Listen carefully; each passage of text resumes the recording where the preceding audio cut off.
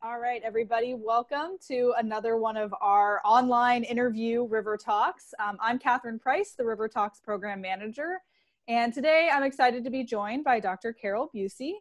And Carole is a professor of history at Volunteer State Community College. She's a frequent speaker and lecturer on the history of Nashville and Tennessee. She holds the honorary title of Davidson County Historian, which is a well-deserved recognition from Mayor Carl Dean. And she's been a frequent speaker at our River Talks series, and she shares a lot of stories about how water has shaped our history and continues to shape our history as we're moving forward. So thanks for joining me today, Carole.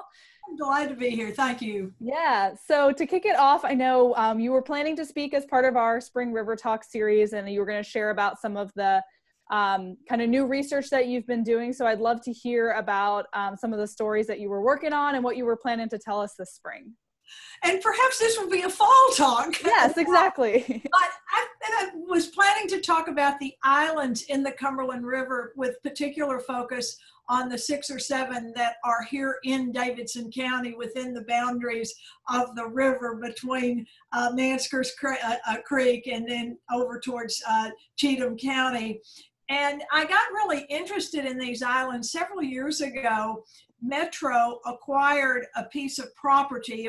I think it was a gift to Metro, an island that's up in the Neely's Bend, Madison area called Hills Island. And that had been originally the property of the Seventh-day Adventists. And so I really knew that I knew very little about that island at all. I did know that there was a strong Adventist community in Madison at one time, and there was a college, an Adventist college called Madison College up there, and part of their educational experience was to train farmers and teachers. And so they had a very big farm there. Adventists are by and large vegetarian, and so they had a lot of garden type crops, and they always had a big farmers market for many, many years on that Gallatin Pike there, going up towards Gallatin. And I was very interested in this island, and that's what really got me interested in the other islands. And that's kind of the tip of the iceberg there. When I'll talk more about the Adventists and how they came to decide that that was the place. And it's really quite an interesting tale. But then we've got some bandit hideouts and some other things a little bit further downstream as we're moving around the various bends of the Cumberland River. So that's what I'll be talking about eventually here one day or another, with some maps and some pictures. And I've been really interested in the river for a long time. I think primarily because I've taught Tennessee history now at Vol State for 25 years. It's hard for me to believe I've been teaching this. And so maybe I'll get it right one of these times. But it's been a great fascination of mine, just looking at where the water runs and where it doesn't run. And it was a really eye-opening experience for me 20 years ago to realize that the Tennessee Valley Authority did not include the Cumberland River and its tributaries, because everybody thinks, oh yes, we were in the original TVA, and we weren't. And so I got really interested in the Cumberland River and its tributaries as well. And more recently, I have seen on some maps and read a little bit about this. There is a place, a geographic spot called the Tennessee Divide. And it runs roughly from the land between the lakes, right between the Tennessee and Cumberland rivers. And then it comes on down more or less following the part of the Harpeth, but the Harpeth is a tributary of the Cumberland. And the water on one side all flows to the Cumberland River, and on the other to the Tennessee River. And so I've dragged my husband up to the land between the lakes, looking for a spot where we could see both rivers. And more recently, we took a beautiful little picnic drive down the Natchez Trace to Hohenwald a couple of weeks ago, just because it was such a beautiful day. And there is a historic marker for the Tennessee Divide on the Natchez Trace, about 30 miles, I suppose, from the Loveless Motel. Yeah. And so we stopped and we looked one direction, and we felt like we could definitely tell that we're looking towards the Cumberland part of it, but we could never see in the other direction. So that's what got me interested in all of it. So I have a funny story about that exact spot on the Natchez Trace. So that's where I got engaged, and it was not planned, but we went on a drive down the Natchez Trace, and we had planned my husband had planned a few other spots where he was going to ask the big question, but there were other people there. And so anyway, so we ended up at this spot, we got engaged. And then this was before I started working at the Compact. And then I looked back on it and I was like, wow, I got engaged where the Cumberland and the Tennessee River divide. And that just felt like some weird divine fate or something like that. So things like that happen. It really was divinely inspired. Yeah.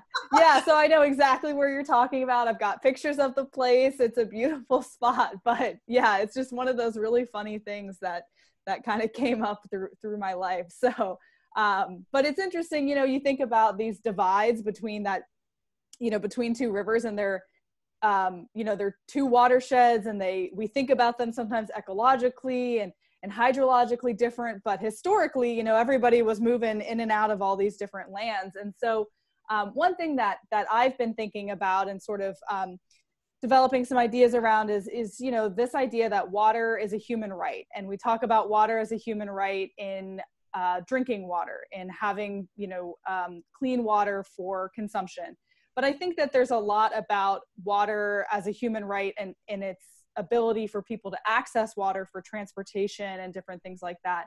And so I'm curious to hear from you, thinking about that, how have you seen and just some of the quick ways that water and access to water has really shaped what our region looks like today? Well, water has shaped the way that Tennessee was settled, for sure, because the waterways were the highways, even for the Native Americans. And so that was the transportation system long before we had roads, even if they were toll roads or highways of any sort. And so everybody had to have access to water to survive. And then, of course, here in the Cumberland region, we had all of these salt licks where salt comes up naturally out of the ground, and people also had to have salt to cure their meat and for other reasons. And so this was an ideal spot to settle, where you had salt and you had pure water as well in several spots.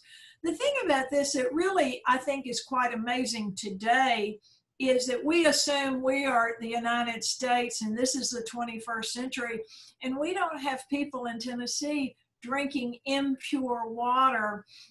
I'm a member of Westminster Presbyterian Church, and one of the programs we sponsor is called Living Waters for the World. It's a bigger interdenominational worldwide project. And so some groups go off to Peru and here and there, but we also have groups in our church that go to counties in Middle Tennessee because people are living out in the country with a well that has been contaminated by one source or another, and they don't have clean water. And so what this program has is a very simplified filtering system that you make with PVC pipes, and it filters and cleans the water for these folks. And we just don't think about that as being, 50 miles or 75 from where you and I are sitting right now. Mm-hmm. Yeah, that's great. I think that's a great point that, there's definitely still water access issues right here that we're experiencing. And not only is it a right, there's also this whole problem of keeping the water clean. And the Cumberland River is a really good example of that because, when the original water system for the city was created and before the Civil War, they were taking the water out of the river upstream from downtown Nashville And then when we had a sewage system developed, the sewage was dumped into the river downstream, sending our sewage to Clarksville and on its way in that direction. Now, Metro Water Department runs the cleanest and best operation you've ever seen. How they keep our water clean really gives me great confidence in what I dream. But equally interesting is the place where they process the sewage over there close to Metro Center, and how clean what they put back in the water is. And so there's been great strides here in Metro to be a good neighbor with the people who live downstream from us. And it has to be that way. And, that's one of the problems with industrialization in the late 19th century, is people got so accustomed to dumping their industrial waste in the river. And so cleaning that up is a continuous problem. Yeah. And I know that the history of Metro Water is really interesting too. When you drive by the 8th Avenue Reservoir and you think about that being a place where we got a lot of our water, and it still serves as part of our water system today, and obviously in a much smaller way, but the changes that have been made over time to really improve the system is incredible, and be able to serve as many people as we have now in Nashville. That's right. And one of the things your listeners may not know about is the fact that when 9/11 took place, that very day, Metro went into action with the Omohundro water treatment plant and the Heartland's, I think it's the name of the second one is the Heartland treatment plant, but to make sure that our water was absolutely guarded, because if something happened to our water supply, it would really create an enormous catastrophe. And so ever since then, all of these places where Metro stores water, reservoirs, have big fences around them. And some of these places, people didn't even know there was water underneath being stored by Metro because it looked like a park. But now it's got security fencing. And I'm told that by the water department that around 9/11, there were sharpshooters up around the Omohundro plant, because they were so concerned that protecting our city's water is a number one a security issue for our city. Wow. Yeah, I didn't know that. I know I used to live by the 8th Avenue Reservoir, and so we would see that. And I remember when we first moved here, we're like, what is that thing up on the hill? And I want to go see it. And then you see all these fences around it, and you can't go there. And I think it was it in the early 1900s when that reservoir broke and flooded into all of those communities down there? I just can't imagine that feeling of that reservoir breaking and coming into that 8th Avenue area. 1912 is when that happened. And just to wake up with this water gushing through your house, can you imagine how terrifying that must have been? Yeah, I can't imagine. Yeah. Well, we got some great questions in from some of our listeners, so I wanted to ask you some of those. So Jessica Gossett asked, can you provide information regarding how the Cumberland River and other waterways in Middle Tennessee factored into the history of the Trail of Tears? Yes, this is another one of these pieces of history that has only recently been uncovered. The National Park Service has for years been putting together a Trail of Tears natural trace, a road of sorts. And of course, what they've learned with their research is there were lots of trails. But one of the most interesting that has been the most recently discovered was by a young man named Pat Cummins of Cherokee ancestry. And he got very interested in his ancestors and began doing some research on his own initiative. He went to the archives, and they started pulling up old maps and looking at the fine print in these old maps.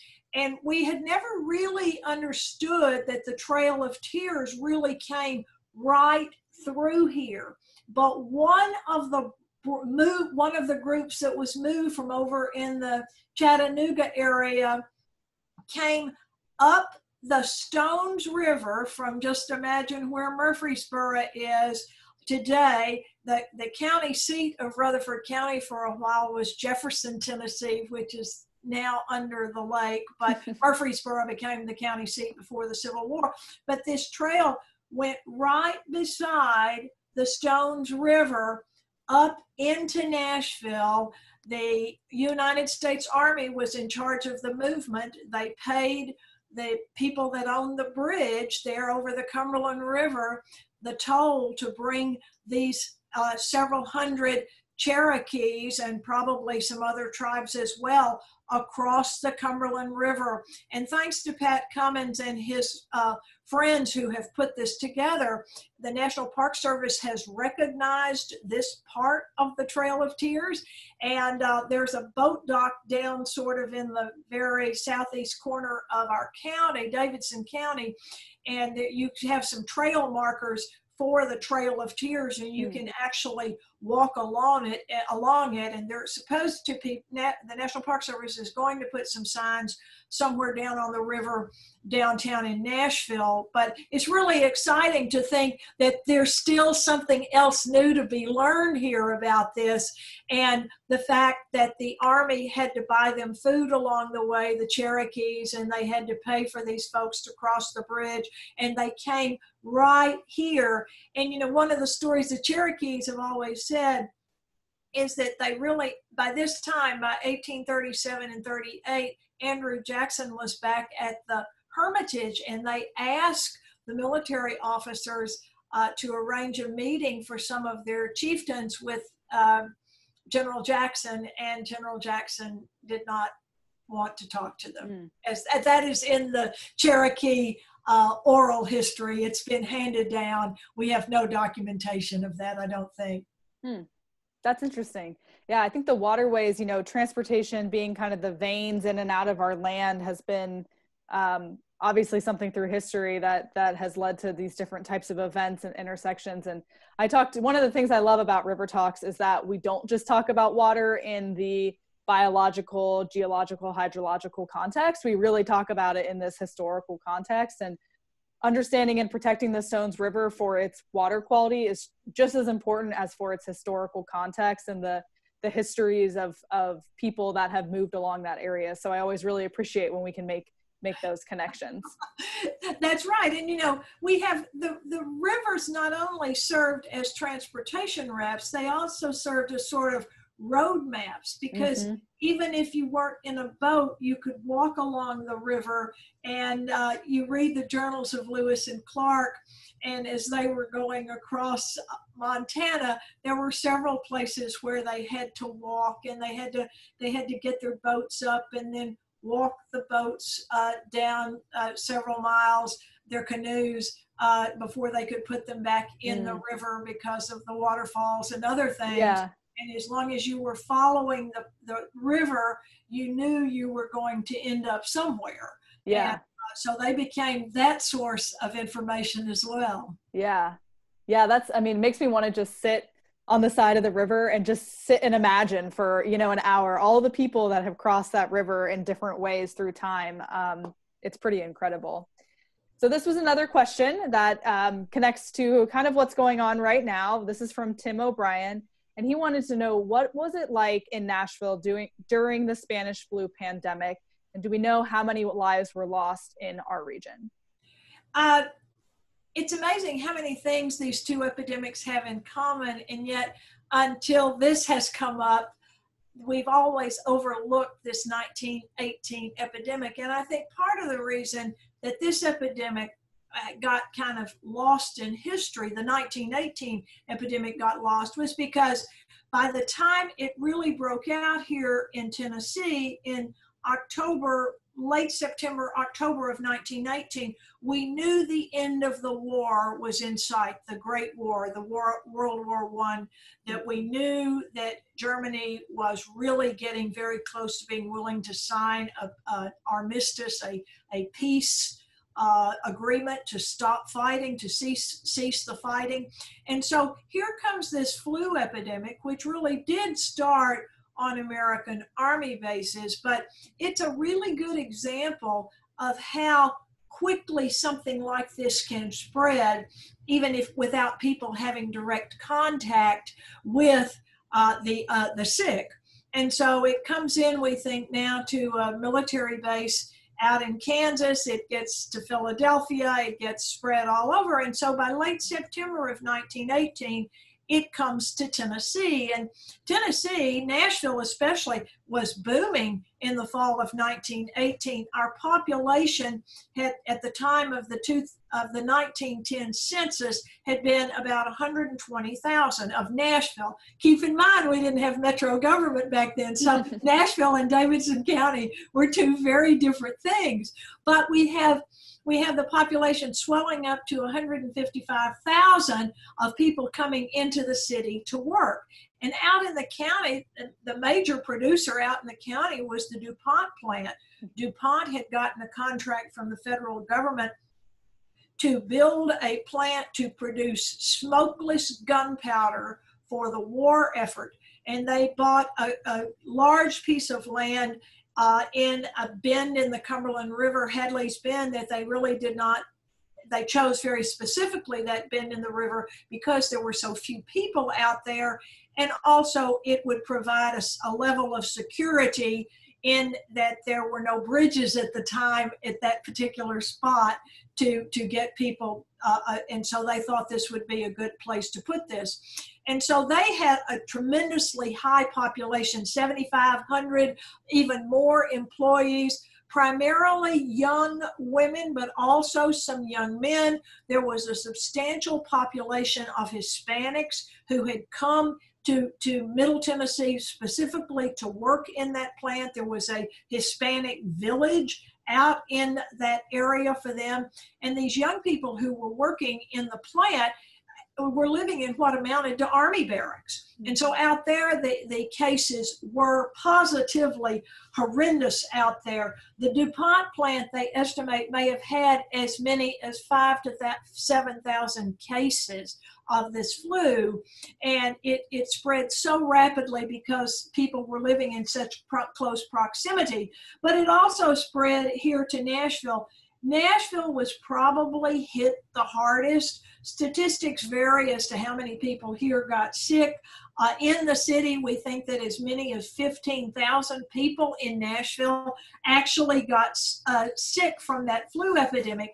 And the thing is, the language that the newspapers report are all about the same things. They don't call it social distancing in 1918, but it's the same thing. Stay at home. Watch sneezing, coughing, and droplets. And see, I thought droplets had only come into the jargon with this epidemic of the flu, but they were warning people to stay home. They closed all the schools, all the movie theaters. They closed pretty much everything. The churches made their own decisions. There was a very active interfaith ministerial alliance in Nashville in 1918, and they got together and agreed we don't need to have church. Mm-hmm. It came up in October, it really peaked, and then it really starts going down, but you then will have it going down, and then you're going to see another little bump up as people get out again. And so it was a very strange thing for people because, you know, in the distant past, we had had cholera epidemics and measles epidemics and things of that nature, but this was really far bigger than any epidemic that the city had seen and the county. That's interesting. And there's a lot of parallels to what's happening right now today. It's a little almost eerie. I saw somewhere kind of when this all started, there was a headline that said something about, you know, churches being closed for Easter and all that kind of stuff. And it was actually a headline from 1918, not from 2020. And it was basically, you could have pasted it into a 2020 news article and it would have felt exactly the same. And so it was like, okay, we've been here before. Maybe we didn't call it social distancing and we didn't have Zoom to have conversations on. So much different, but yeah, well, thank you for that insight into the Spanish flu in 1918. Now, this is kind of a different question, but I'm always curious for our River Talk speakers and as experts in these different areas, how people got into these careers, whether it's being a scientist, an engineer, historian, artist, kind of how we all kind of come to where we are. So I'd love to hear just a little bit about how you got excited about history and how you made it into the career that you have today. Well, I grew up in a musical family. My mother was a music teacher. My older brother was a very fine pianist. And so it was expected that I would go to college and major in music. I had all the training. I had piano lessons. I sang. I did this, that, and the other. And it was expected that that was what I would do. But following in the steps of a far more talented older sibling, I said, I don't think I'll ever make it that way. And living in our household at the time I was growing up was my mother's mother, my grandmother. And she loved to tell stories. And one of the things that you did as a child back in the 50s with your whole family, the 50s and the 60s, there were these very regular occasions where you went to the cemetery. You put flowers, you cleaned your family's grave areas there, the family plot, you planted flowers. But we did this quite regularly around Mother's Day, Father's Day, my grandparents' birthdays, Christmas, Easter. We went to the cemeteries out there, and most of my family was buried in a cemetery in Honey Grove, Texas. And we would go over to Honey Grove and take care of our cemetery plots. And so with my grandmother in tow, she would always tell me all these stories about, well, you know, this one came from Mississippi after the Civil War because Mississippi was destroyed by the Civil War. Now, she was sort of, my grandmother was sort of unreconstructed. She had had a heavy dose of the lost cause growing up. But her father, if you can imagine this, her father was in the Confederate Army. And my college students start doing the math when I say my great-grandfather was a Confederate veteran, and they assume that I must be 150 years old. But, you know, actually, the women all reproduced late. At least they had the line that I'm from. They all had us all about age 35 or so. And you can jump back to the Civil War pretty quickly on your family tree that way. But that's really what got me into history. When I went to college, my mother really, her big thing was, well, it really doesn't matter what you major in. If you don't like, you don't think music's going to go anywhere, you get anything as long as you get a teaching certificate. But for my mother, an insurance policy for women was a necessity in case Mr. Right turned out not to be quite so right. And you always had a backup if you had a teaching certificate. And so she didn't really care. And when I got to Baylor University, the most spellbinding courses I had were history classes, and I had professors that I would sit on the edge of my chair just vociferously writing notes because I was so mesmerized by everything they talked about, whether it was ancient Greece or the history of the American West. I was fascinated by it, so that's how I got into history.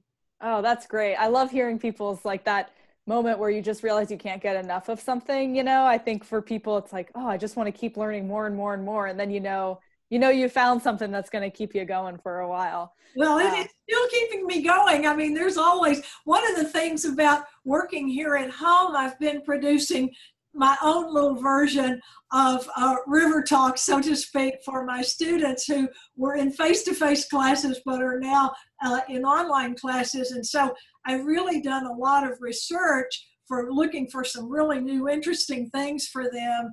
And I always try with my history classes, I try to make a Tennessee connection to the United States history classes because they've had U.S. history several times along the way, but they don't really know much Tennessee history. And so I always try to provide a Tennessee angle. So last week I was looking for post offices, mind you, online, of course, post offices in Tennessee that had murals painted by workers for the WPA during the New Deal. So I was looking for that last week and was quite entertained by the whole process. That sounds like a lot of fun. And the classes, I know you teach some Nashville 101 classes. Are there any classes for people that are interested in learning from you that are open that you have? Well, we will have some in the fall, and the Metro Historical Commission sort of keeps up with those classes. We're going to do some kind of Nashville history class in the fall. Sometimes I've done 101 in the fall and 102 in the spring. I'm thinking of doing something more in the fall towards the idea of topical subjects, so that you would have 4 classes and each one would be a topic. And so I've been thinking about doing that this fall, and we'll see when all the public is going to want to come back out into that kind of situation. Yeah. That'll be part of the reason. We may do it just like this. Yeah, definitely. Well, it's good to know. We'll keep an eye out for some updates. So the final question, which is a fun one that was submitted by Natalie, is what is one thing people would be surprised to know about Davidson County history? Well, everyone thinks that Davidson County, Nashville is and was always Music City, but little do people know that Nashville before the Civil War was known as Whig City.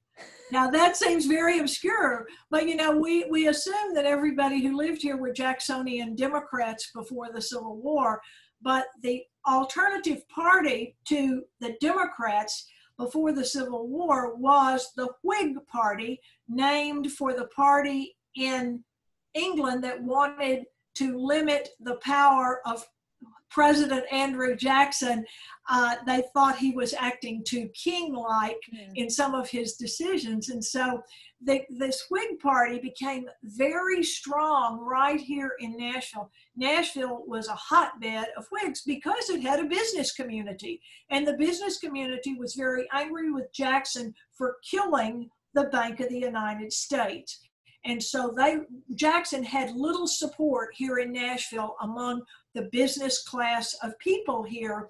And John Bell, who had lived here at various times and was a congressman, was the founder of the Tennessee Whig Party. And John Bell actually ran for president in 1860, but the Whig Party had died out, and he ran as a representative of the Constitutional Union Party to keep the Union together. He didn't succeed, but he got the electoral votes in 3 states. Now, that's not the only interesting thing that Nashville is. In addition to Whig City, it's also known as Powder City.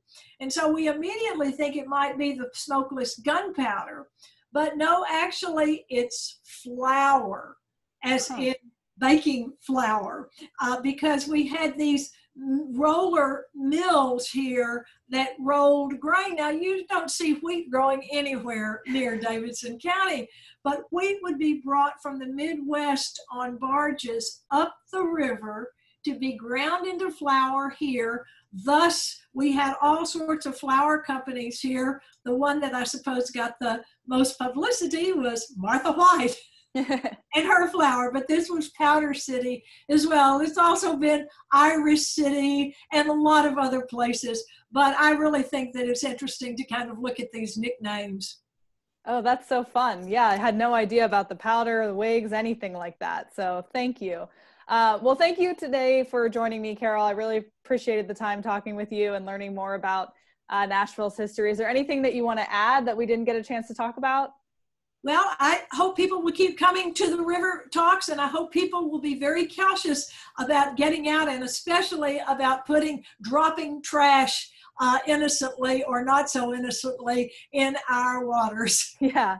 And I think through every story we talked about today, whether it was the Natchez Trace, the 1918 flu pandemic, or thinking about the powder mills, we talked about water. And so I think that no matter what, our waterways and our rivers have been important and continue to be important into the future. So thank you for helping us make that connection and share those stories. My pleasure. Stay safe and stay healthy. All right.